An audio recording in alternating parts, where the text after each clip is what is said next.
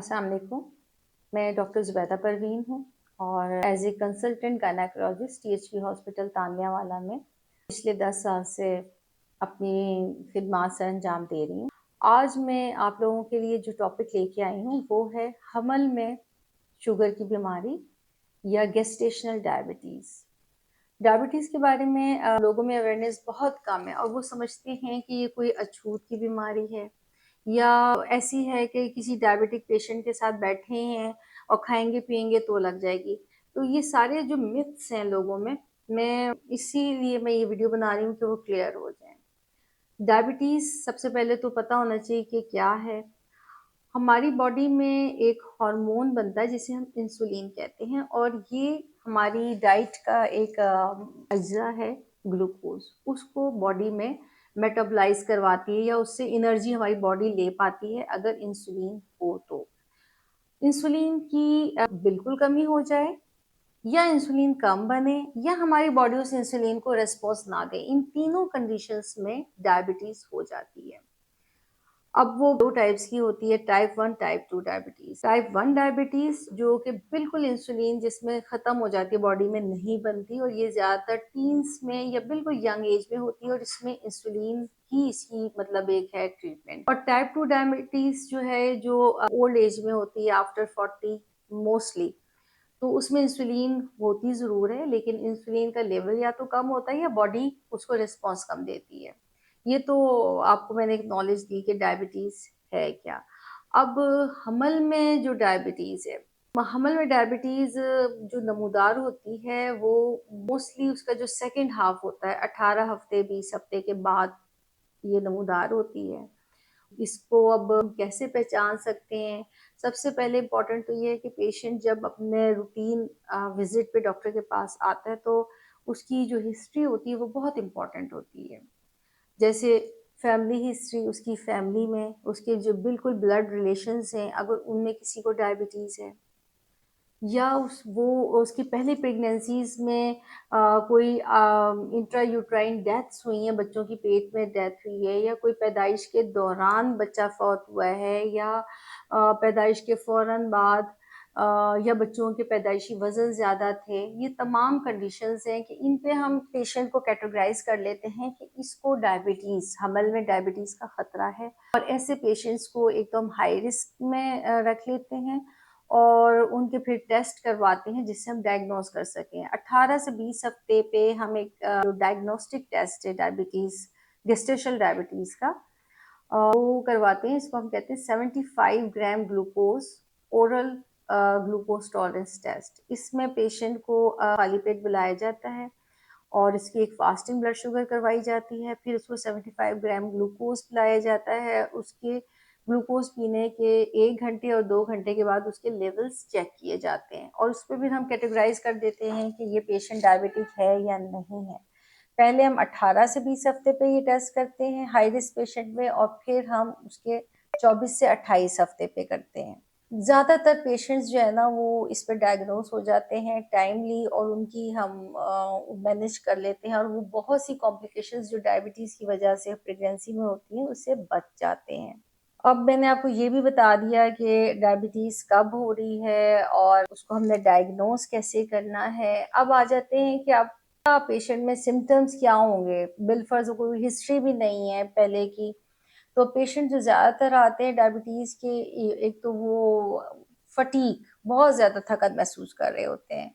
फिर उसमें जो है ना उनको भूख ज़्यादा लगती है जिसे हम कहते हैं पॉलीफेजिया, प्यास ज़्यादा लगती है और फिर यूरिन, पेशाब भी उन्हें ज़्यादा आता है।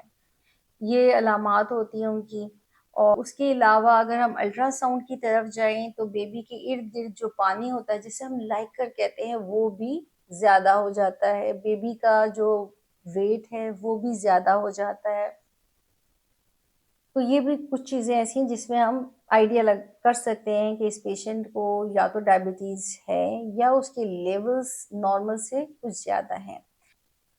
अच्छा, डायबिटीज़ में क्या होता है? क्यों ये खतरनाक है? ये मदर के लिए तो चलें है ही खतरनाक, लेकिन ये जो गेस्टेशनल डायबिटीज़ है, ये बेबी के लिए बहुत ज़्यादा खतरनाक है। एक तो बेबी का वेट बहुत ज़्यादा हो जाता है, जिसकी वजह से बर्थ ट्रॉमा, बेबी के फंसने का चांस या सिजेरियन डिलीवरी का चांस बढ़ जाता है। दूसरा ये होता है कि जो गेस्टेशनल डायबिटीज़ में जो लास्ट 3 मंथ्स होते हैं, उनमें किसी वजह के बच्चे की जो है ना माँ के पेट में डेथ हो जाती है। इसके अलावा बेबी के जो लंग्स हैं, वो भी देर से मैच्योर होते हैं। जैसे एक नॉर्मल जो टाइम पीरियड होता है बेबी की मैच्योरिटी का, वो 37 वीक्स होते हैं, जिसमें बेबी के लंग्स मैच्योर हो जाते हैं। लेकिन जो डायबिटीज़ के पेशेंट होते हैं, उनमें बेबी के लंग्स भी देर से मैच्योर होते हैं और अक्सर बर्थ के बाद जो न्यूनेट्स होते हैं, उनको respiratory distress syndrome, neonatal respiratory distress syndrome हो जाता है। इसके अलावा और भी बहुत सी उनमें प्रॉब्लम, अगर प्रेगनेंसी के फर्स्ट हाफ में जो है ब्लड शुगर लेवल्स हाई हों, तो बेबी में हार्ट डिफेक्ट्स हो सकते हैं। दूसरा, जो बच्चे हाई ब्लड शुगर लेवल से, मतलब जो बेबीज इंट्रा यूट्राइन पीरियड में हाई ब्लड शुगर लेवल से एक्सपोज हुए होते हैं, उनमें पैदाइश के बाद ओबेसिटी बहुत ज़्यादा उनका रेट होता है, वो ओबेसिटी बहुत ज़्यादा होती है। इसी तरह उनमें डायबिटिक होने के जो रेट्स हैं या चांसेस हैं, वो भी बहुत ज़्यादा हो जाते हैं। और फीमेल्स जिनको हमल के दौरान शुगर हुई होती है, अगर वो अपनी अगली ज़िंदगी में अपना वेट नहीं मैनेज करती, अपनी डाइट नहीं मैनेज करती, तो उन्हें अगले 20 साल में डायबिटीज़ होने का जो है खतरा होता है। अब आ जाते हैं कि मैनेज कैसे करना है। अब किसी का पता चल गया कि ये डायबिटिक है, अब उसे मैनेजमेंट कैसे करनी है? सबसे पहले तो लेवल्स हम पेशेंट को कहते हैं कि अपने 5 लेवल्स करके आएँ। एक फास्टिंग ब्लड शुगर, बल्कि 6 लेवल्स कहते हैं fasting blood sugar, then 3 meals, pre meal and 1 hour post meal levels करके आएँ। और उनकी बेस पे हम उन्हें प्रिस्क्राइब करते हैं। एक तो डाइट के बारे में बताया जाता है, उन्हें वॉक के बारे में बताया जाता है। ड्रग्स होती हैं, ओरल हाइपोग्लाइसेमिक ड्रग्स कहलाती हैं, वो दी जाती हैं, जिसमें मेटफॉर्मिन बहुत सेफ ड्रग है। और अगर इन तीनों, मतलब ये जो पेशेंट ने डाइट अपनी ली, डाइट कंट्रोल की, वॉक की, मेडिसिन ली, इसके बावजूद अगर ब्लड शुगर लेवल्स कंट्रोल नहीं हो रहे, तो फिर हम पेशेंट को स्विच करते हैं इंसुलिन पे। अब डाइट में क्या करना है? जो डायबिटिक पेशेंट होता है, उसमें हम कहते हैं कि वो 3 मेन मील ले, मतलब ब्रेकफास्ट, लंच और डिनर, और 2 स्नैक्स लें। स्नैक क्या होता है? हल्का-फुल्का ऐसा जो मेन मील्स के दरमियान के टाइम में। वैसी रूटीन बताऊँ, जैसे कि 8 बजे वो ब्रेकफास्ट ले रहे हैं, तो उसमें वो ब्राउन ब्रेड है या इस तरह की ब्रेड जिसमें चोकर मिक्स है, वो ले सकते हैं। फीकी चाय ले सकते हैं, साथ में एग वाइट्स का ऑमलेट ले सकते हैं। और इसी तरह लंच है, उसमें भी अपना जो भी आटा वो इस्तेमाल कर रहे हैं, एक तो वो बगैर चना हो, और उसमें भी अगर वो चोकर मिक्स कर लेते हैं, तो वो ज़्यादा बेहतर, उसकी ग्लाइसेमिक इंडेक्स हो जाती है। 1 या 1.5 चपाती और साथ में वो सालन लेंगे, इसी तरह रात में। और स्नैक्स में पेशेंट जो है ना, मैं अब ऑप्शंस डिफरेंट देती होती हूँ पेशेंट्स को, कि या तो आप कोई एक छोटा-सा फल ले लें। फल भी वो नहीं जैसे कि केला, सेब, खजूर, अनार, ये वाले नहीं, अमरूद है, नाशपाती है, या ऑरेंज अगर है तो मौसमी ले सकते हैं, स्ट्रॉबेरीज़ हैं, 4-5 स्ट्रॉबेरीज़ स्नैक है, या एक मुट्ठी जो भुने हुए चने होते हैं, या ग्रीन टी जिसमें लेमन हो, उसके साथ 10 बादाम, या 1 कप फीका चना हुआ दूध। ये बहुत सारी ऑप्शंस हैं, इनमें से कोई एक जो है वो आपने एज ए स्नैक लेना है। नाश्ते और दोपहर के खाने के दरमियान, और रात का खाना और दोपहर के खाने के दरमियान में स्नैक लेना है। और जो मेन मील्स हैं, इसके जो है ना बात, कोशिश करें कि वो स्लो वॉक, 10 मिनट वॉक की, 10 मिनट बैठे, मतलब 20-20 मिनट्स की, अगर उनको कोई वॉक की मतलब नहीं है, मतलब प्रॉब्लम नहीं है, तो ये करें।